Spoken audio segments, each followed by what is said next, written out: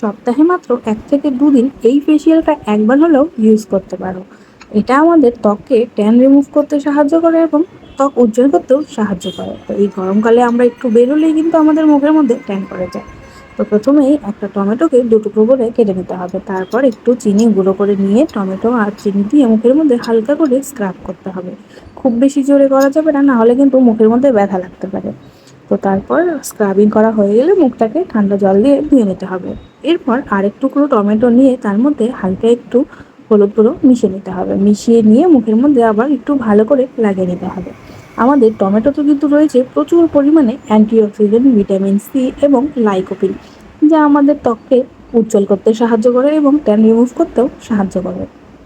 এরপর হাত দিয়ে হালকা হাতে 2 থেকে 3 মিনিট মাসাজ করে 5 মিনিটের জন্য মুখে রেখে দিতে হবে এবং তারপর ঠান্ডা জল দিয়ে ধুয়ে নিলেই ব্যাস হয়ে গেল। এটা সপ্তাহে 2বার ইউজ করলেই যথেষ্ট।